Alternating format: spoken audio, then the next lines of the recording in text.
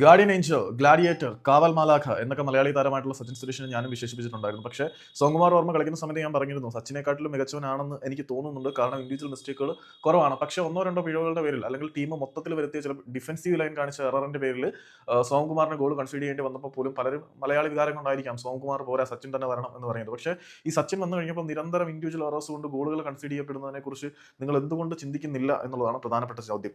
പക്ഷേ ഓരോ മത്സരത്തിലും സച്ചിൻ സുരേഷിന്റെ ഇൻഡിവിജ്വൽ എറേഴ്സ് ഗോളുകൾ കൺസീഡ് ചെയ്യപ്പെടുന്നതിന് കാരണമാകുന്നുണ്ട്. പഞ്ചാബ് എഫ്സിക്കെതിരെ ഒരു ഗോൾ വഴങ്ങുന്നതിന് കാരണം സച്ചിൻ സുരേഷ് ആയിരുന്നു. അതുപോലെ നോർത്ത് ഈസ്റ്റ് യുണൈറ്റഡിനെതിരെയും സച്ചിന്റെ പിഴവിൽ നിന്നും ഒരു ഗോൾ നമ്മൾ വഴങ്ങി. ഒഡീഷ എഫ്സിക്കെതിരെ സച്ചിന്റെ പിഴവിൽ നിന്ന് 2 ഗോളുകൾ വഴങ്ങുന്ന കാഴ്ച കണ്ടു. പിന്നീട് എഫ് സി ഗോവയ്ക്കെതിരെ സച്ചിൻ സുരേഷിന്റെ പിഴവിൽ നിന്നും ഒരു ഗോൾ വഴങ്ങി. മോഹൻ ബഗാനെതിരെയുള്ള മത്സരത്തിൽ ഇന്നലെ നമ്മൾ കണ്ടതാണ് 2 ഗോളുകളാണ് സച്ചിൻ സാറിന്റെ പിഴവിൽ നിന്നും ബ്ലാസ്റ്റേഴ്സ് വഴങ്ങിയത്. അപ്പം ഇനി മറ്റ് നമ്മുടെ ഹെസ്സിസ് ജിമിനസ് ആകെ 9 ഗോളോളം അടിച്ചിട്ടുണ്ട്. അതിന് അടുത്ത് നിൽക്കുന്ന അത്രയും ഗോളുകൾ വഴങ്ങിക്കൊടുക്കാൻ നമ്മുടെ സച്ചിൻ സുരേഷിനെ കൊണ്ട് പറ്റുന്നുണ്ട് എന്നുള്ളത് വളരെ സങ്കടകരമായിട്ടുള്ള ഒരു വസ്തുത തന്നെയാണ്.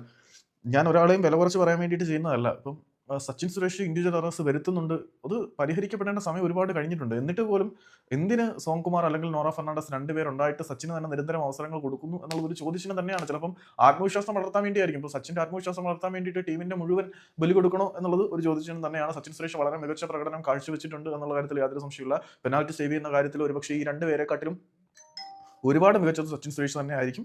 പക്ഷേ പറഞ്ഞിട്ട് എന്താണ് കാര്യം? ഇത്രയധികം ഇൻഡിവിജ്വൽ എറേഴ്സ് വരുന്നുണ്ടെങ്കിൽ മാറ്റി സോംകുമാറിന് തന്നെ വീണ്ടും ഗ്ലൗസ് കൊടുക്കണം, അല്ലെങ്കിൽ നോറയ്ക്ക് കൊടുക്കണം എന്നാണ് അഭിപ്രായം. അവിടെ നിങ്ങൾക്ക് വിശ്വാസമാവുന്നില്ലായിരിക്കും. എന്ത് സോംകുമാറിന്റെ സൈസ് കാണുമ്പോൾ ചെറുതായതുകൊണ്ടാണ് എനിക്കറിയില്ല. സോംകുമാർ അത്യാവശ്യം നല്ല ഗോൾ കീപ്പർ തന്നെയായിരുന്നു. പുള്ളിയുടെ ഇൻഡിവിജ്വൽ എറർ കൊണ്ട് ആകെ ഒരു ഗോൾ അല്ലെങ്കിൽ 2 ഗോൾ ഒരു ഗോൾ കൺസിഡർ ചെയ്തിട്ടുണ്ട്. രണ്ടാണോ? ബാക്കിയെല്ലാം ഡിഫൻസീവ് ലൈൻ്റെ എററാണ്. അല്ലാതെ സോംകുമാറിന്റെ ഇൻഡിവിജ്വൽ എറർ അധികമൊന്നും ഞാൻ കണ്ടിട്ടില്ല. പക്ഷേ പറഞ്ഞിട്ട് എന്താ കാര്യം?